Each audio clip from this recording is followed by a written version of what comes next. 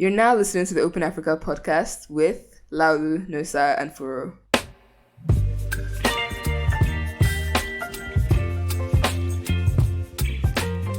On this episode. Okay, thanks for the cue. On this episode of the Open Africa podcast, we will be discussing the recent foreign exchange changes in Nigeria and just general happenings in the industry. And as a disclaimer, we're recording remotely, so please bear with any sound quality issues. First things first, before we jump into the foreign exchange conversation, we will briefly discuss retail changes in the retail crypto space. Bundle recently shut down their exchange business, and Pillow. Mr. Nosa, would you like to go ahead and speak about Bundle and Pillow? Pillow, I think was some Indian guys. I remember they reached out on LinkedIn a while ago for that should come and test their app. They're promising Nigerians a way to hedge their savings in USD. Like they're doing USD savings and talking about how they're better than the usuals. I think they didn't spend a significant, but they spent a decent amount on marketing because I kept seeing them in lots of interesting places. Like for instance, Benjamin Dada did like some article on how you can save money in Nigeria, blah blah blah. And Pillow was there, but RiseVest was not there. And I thought it was very odd. But yeah, they had an interesting entry into the market, and it just quietly went out or like left the space. So that was the first one. Then Bundle. And Bundle, I think Bundle is very significant because of all the local players doing retail crypto. I think Bundle was probably one of the biggest ones in terms of the volumes they're doing. And they too are backing out from retail, like just offering the exchange. They decided to just focus on their P2P cash link business, essentially, which is kind of what Accru is doing. And speaking of Accru, that's what Bitcoin, at least Bitcoin sold their retail business to Accru, and they're focusing on pro traders. Anyway, long and short of it is that more and more people are realizing that as the buzz has died down and outside has opened and markets have changed, regular civilians are not really into trading that was a COVID phenomenon. It was not the new normal. Like people wanting to sit down and look at charts and whatnot is not normal behavior. Like it's not what people do. People don't buy Nigerian stocks or buy stocks and just monitor. I mean, it's still a very niche thing. And that was never going to be the way crypto was going to break into mainstream consciousness, for lack of a better term. So yeah, it's hard out for everybody else, but I think crypto has been affected a lot, and there's lots of soul searching. So perhaps maybe we'll see like true solutions come out of the space rather than everybody just building an exchange. I mean, it'll be interesting to see. This is a side news, but since the whole thing, I've not been able to access my funds in Accru, but I'll try again. Anyways, with Bundle though, surely I think the pivot is linked to the foreign exchange regime, the new foreign exchange regime in Nigeria, correct? I won't say exactly. It's just I think they just weren't seeing that much activity like before. I think because sorry, go ahead. I think they have a decent business in CashLink where they offer a way for at least Binance, for people to on-ramp onto Binance via their different like CashLink agents. So, and I think that's one of the most as a sidebar, that's one of the more fascinating things that have come out of crypto. So these guys are like POS agents, but digital POS agents for crypto. So essentially, if you're topping up they are matching you with a guy that can sell you maybe USDT to onboard onto the service, and you give the guy naira, and they just have like a whole network of that.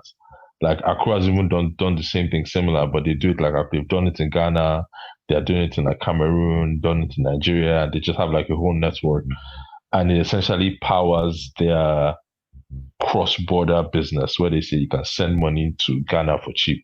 Essentially, you're sending money to a Ghanaian agent. The Ghanaian agent is paying your recipient.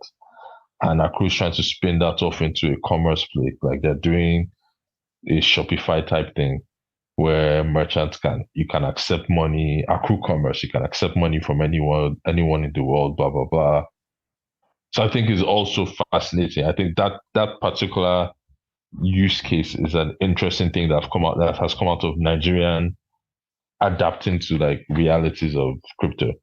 Yeah. I think the fall in the interest in terms of like active trading just coincided with the start of the crypto winter, where people just started getting burnt. Because I know a lot of people who got into crypto around like before that happened and were actively trading. But yeah, I think you're absolutely right. The use cases that I'm more interested in, and I've always said it, is the global south is plagued with unserious governments. I need a product that lets me take my money, save it in some form of a store of value in an outside jurisdiction that my useless governments cannot touch. For me, that has always been the use case. For many people within the middle class, I'm sure it's the use case as well.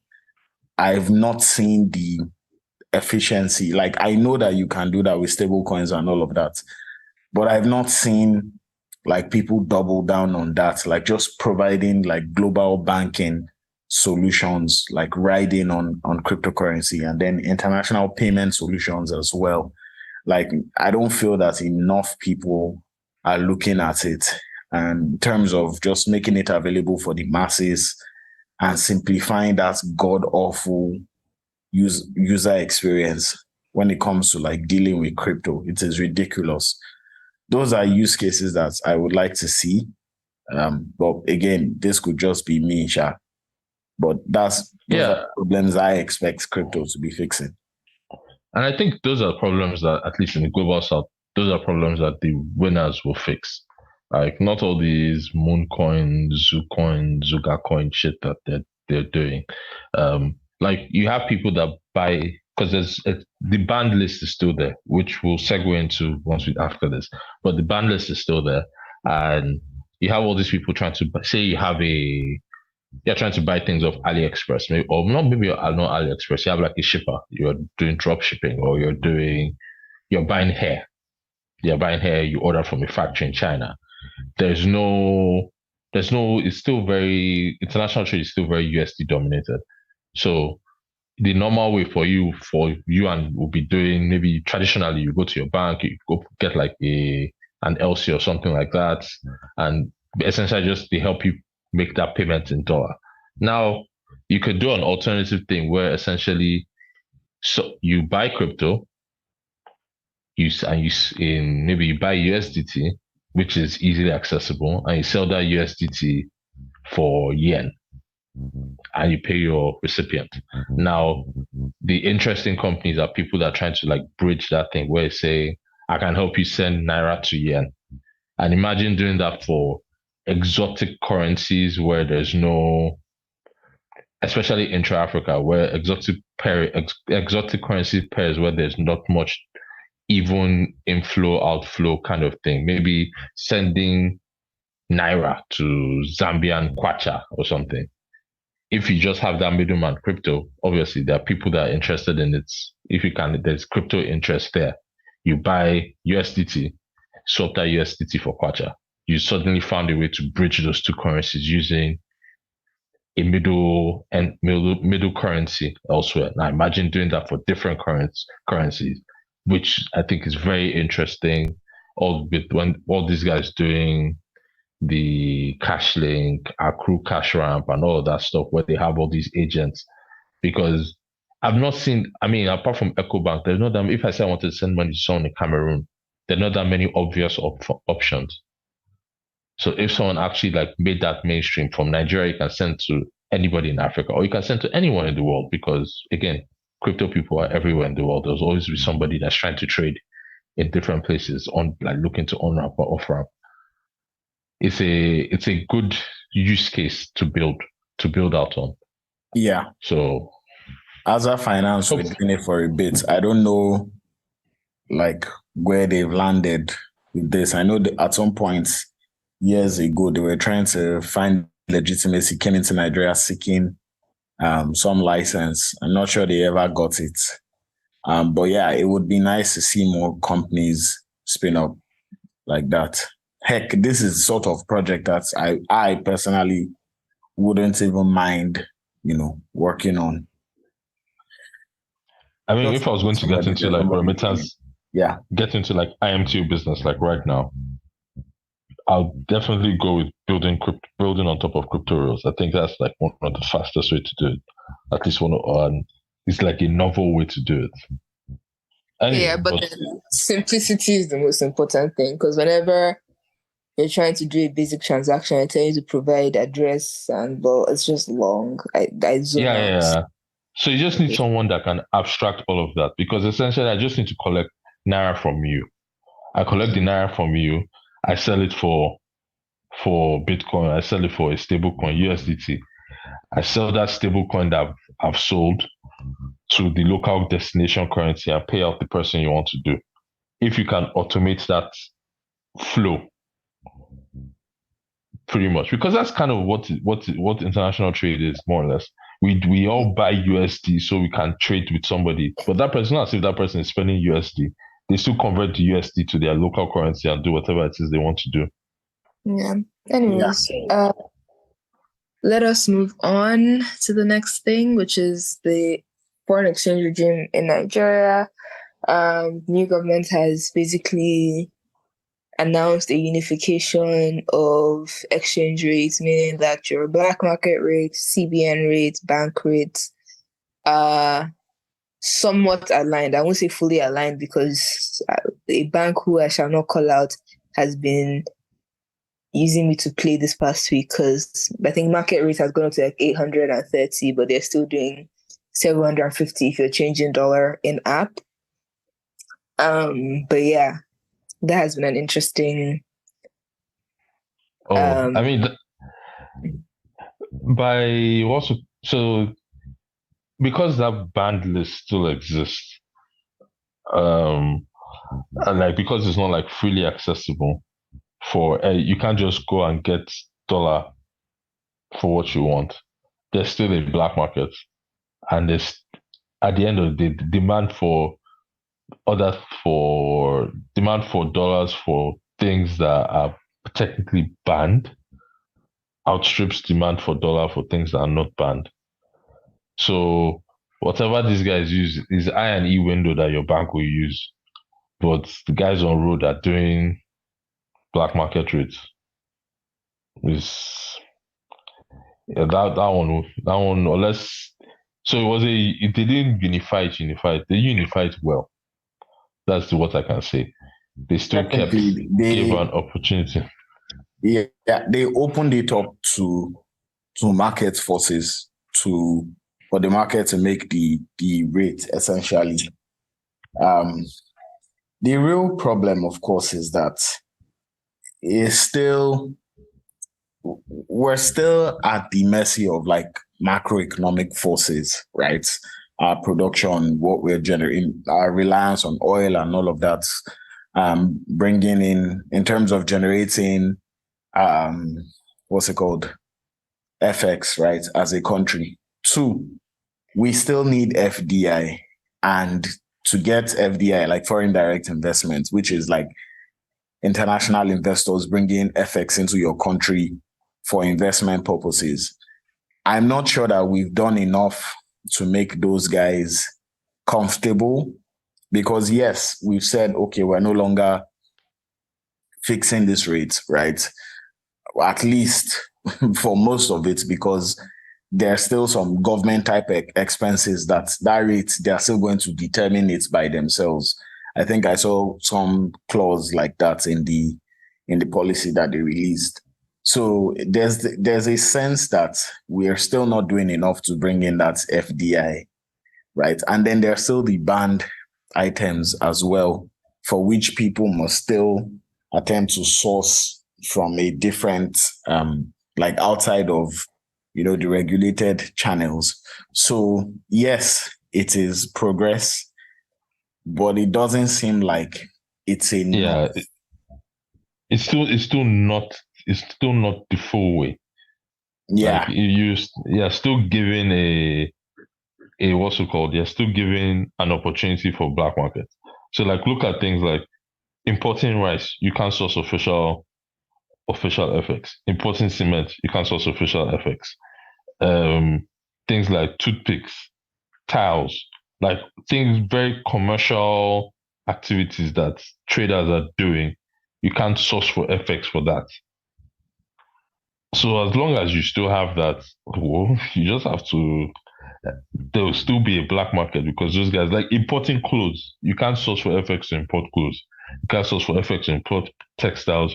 You can't say you want to do foreign investment, share purchases, all of that stuff with government from sourcing from banks. You have to go the other route, and these are significant industries. I mean, chicken. You can't import chicken with government FX. You can't import turkey with government FX. A lot of food items we import a lot of food. And if we are still keeping those guys outside of official FX window, they have to source for FX. And the demand in that side is significantly, well, I won't say, I don't have the numbers, so I don't say significantly more. But the market is saying that from what's the disparity. Yes, because if there's no demand there.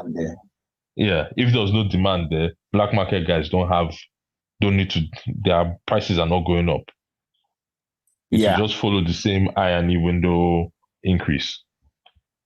The interesting bit about that the chicken bit that you talked about, I don't know if those numbers have changed, but a couple of years ago, I remember one analyst saying that the entire poultry production in Nigeria can't satisfy the demand in Lagos alone. So importing was necessary, like as a matter of supply in the market. And then deciding to exclude stuff like that from FX, it just forced people, because again, these are things that have to be met, right? They are products that have to exist in the Nigerian for consumers rather. So we forced people there into the black market, and we're still not doing enough to get them out of there.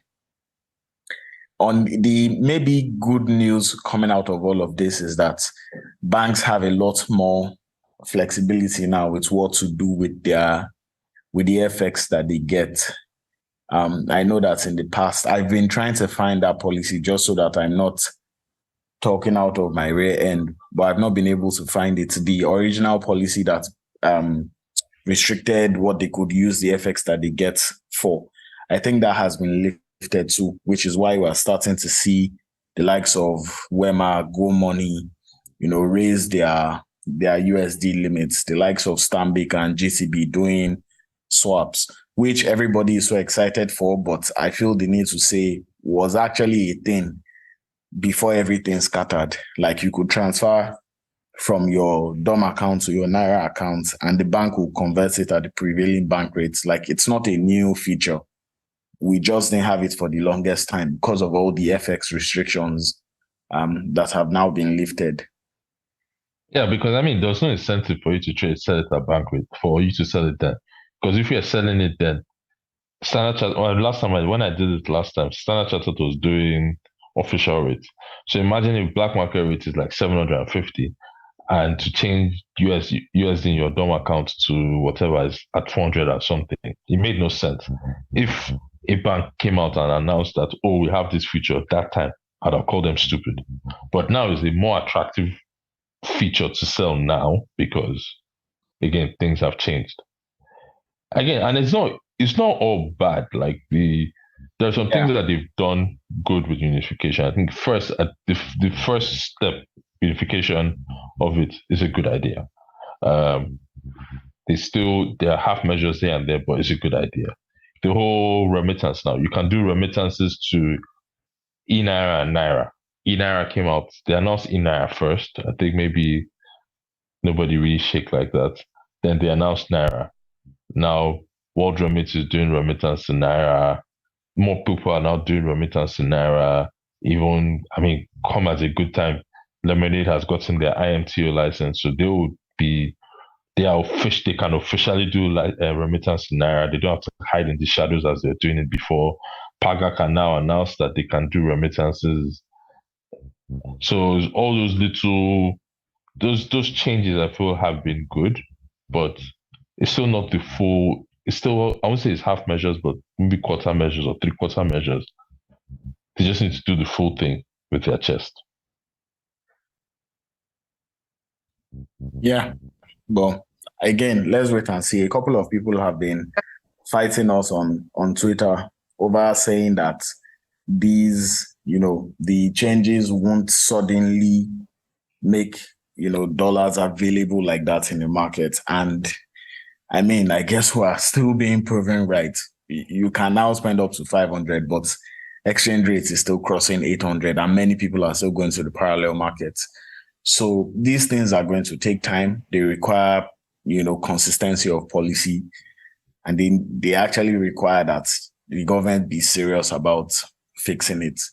So fingers crossed on this, because God knows that we need it. We need a win somewhere in this beautiful country. Well, the thing is, we're not suffering. I don't know if that's good news or bad news, but I feel like, yes, I think the increase in exchange rates is causing a lot of hardship in Nigeria today. That's combined with the whole removal of subsidy. But I think, well, regardless of who won in the last election, I feel like we're in for some very painful times before we see some, less painful times in this country.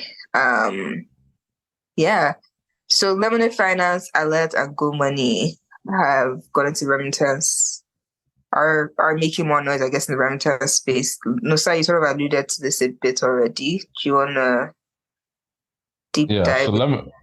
So Lemonade has gotten their IMTO license officially, so which is a good thing as far as their whole ambitions. I think now they've By the way, sorry to interrupt. I'm sorry, I can't call them that name. Lem5, I beg you. That's a very serious thing. But yeah, it's a more ambitious play. In fact, even their whole rebranding thing, I think maybe their eyes have opened and seen a bigger gap in the market as far as being more of a multi-currency wallet, not just for Nigerians, but targeting everyone else, but starting with Nigeria, which is a good thing, and I like the step in direction. Same way, Paga has always had an IMTO license, but I think around when they got it, and when it was around when things just went to hell, so they couldn't really make much noise about it. But then, so they're also propping up that noise and making some noise there. So I think it's a good thing in general. Things are progressing one way. A lot of these changes are going to open up the market. All these virtual card startups are going to have to significantly improve their offering. Your entire product can be a virtual card. You have to offer a bit more, because now the banks can get into that game. At least with time, they will get into that game. And people now say, okay, we have to differentiate somehow as we go on. So all in all, I think it's good news for everyone. And for people that are saying that still, I think we've been proven right in the fact that it took a month after the announcement for the first person to say, "Oh, we've increased the dollar limit." And it's only two people that were announced. Wema increased to 500. Alerts increased to 100. Now, the private banking guys never, for people that have private banking stuff, it never really changed. So Providus Platinum Card is still like 3,000.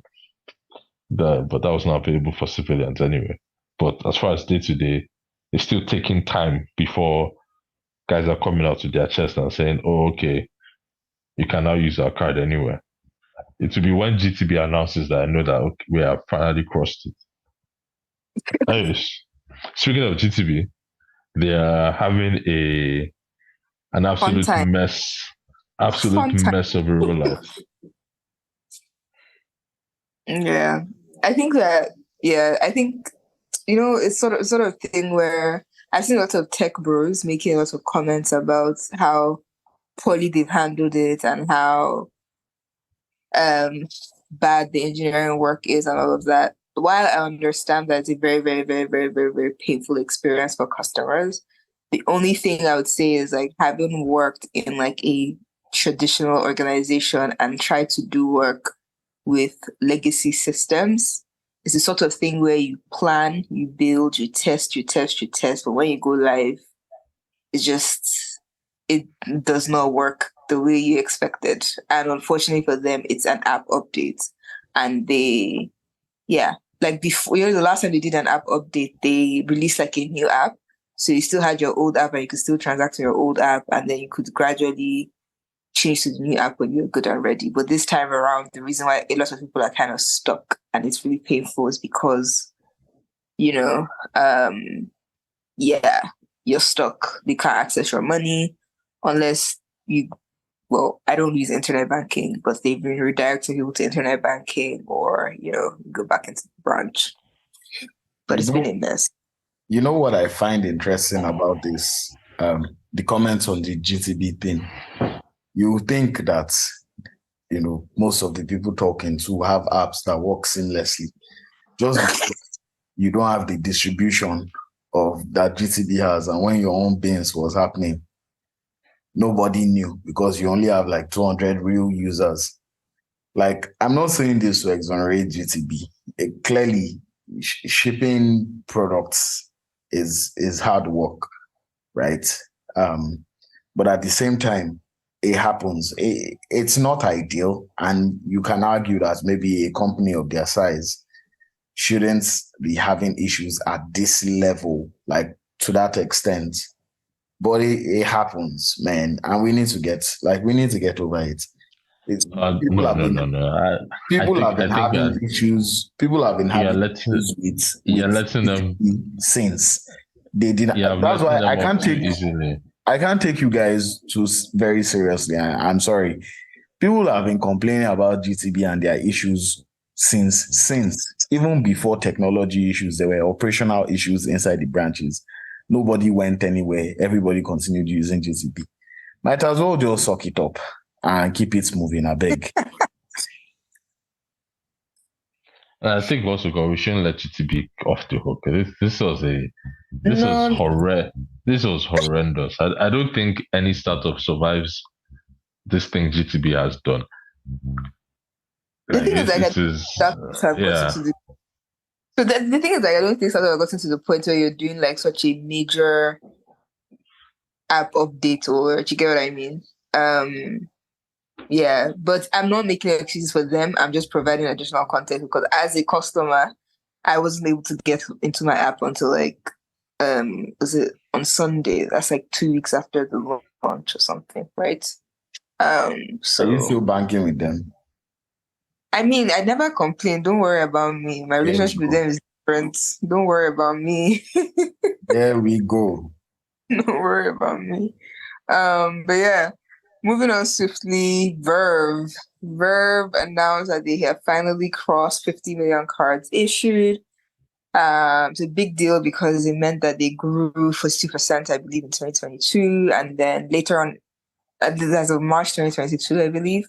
And then later on in 2022, about October, they announced a partnership with OPay where they'll be issuing instant Verve cards with OPay. Now, anybody that signs OPay right now, you're going to see numbers. So it'll be interesting to see what their numbers look like by the end of 2023. And I believe from the chat we had earlier, this is significant not just because of the the numbers are significant for A, because it's Verve and it's like significant growth for them as a business, but then B, it's also speaking to some of the points we made in the last episode around just how expensive it is for financial services institutions in Nigeria to issue Visa and MasterCard to their customers. And so people are getting creative about or being more deliberate about segmenting customers and then issuing cards according to segments to ensure that they're making, money out of their cards business. Thoughts, comments? Yeah. So what's it called? I think Verve is in the right position for even more growth, because before it was bad enough because like I mentioned before, a lot of the billing is in FX in USD. Now, if you paid in Naira, you paid at CBN rates, right? Now, CBN rate is almost 2x what it was then. So even if you're paying in Naira or you're paying in FX, your cost of running your card business if it was not insane before, it is definitely insane now. And I think this is where Verve will start picking some wins. Obviously it started a while ago where banks, where they didn't give you, they didn't give you Visa or MasterCard by default. Like, you had to show some value. I think it's even going to be worse now. Like, most people, because everybody is a Verve issuer. That's even phase one. Every bank I know, in fact, every bank in the industry is a Verve issuer. Now you see them lean into Verve even more. See them try to sell Verve even more.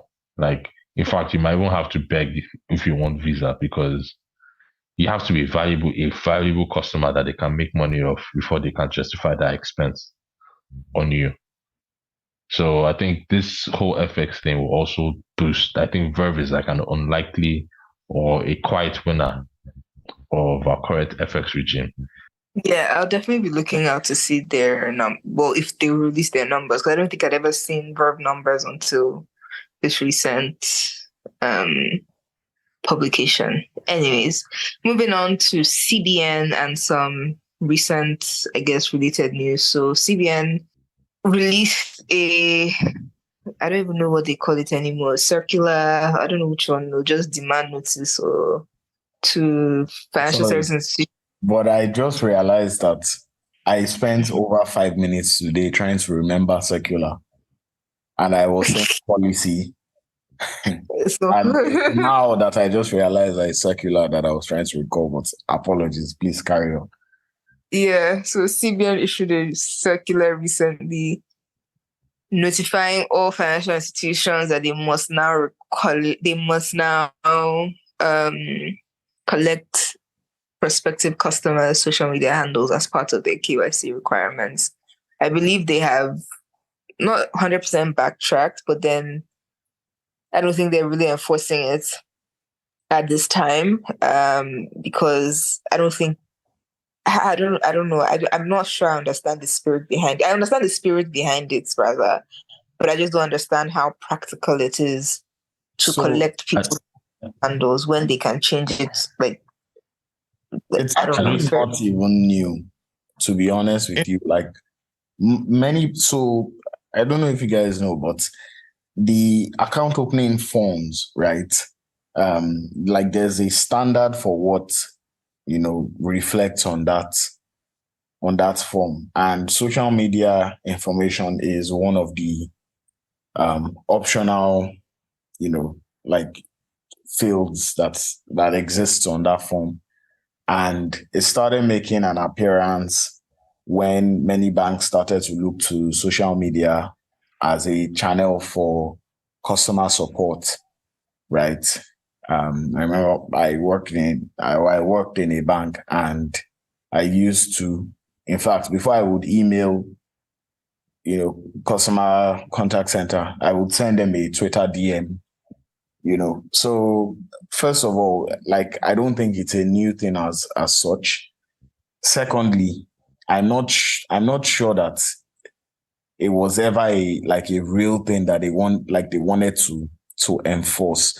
It was just one of those things that they had raised, because even during, we're trying to get some license like this at some point at work, and it was one of the things that they recommended very strongly that we collect, especially when it comes to merchants information. So I don't think they were trying to spin it as like a core requirement. I think the spirit behind it was use social media information, as part of your KYC evaluation process. And there are some people that if you search for their social media, you will not you won't deal with them in financial services. So I think that was what they were trying to do, as opposed to new instruction, like, we must follow this.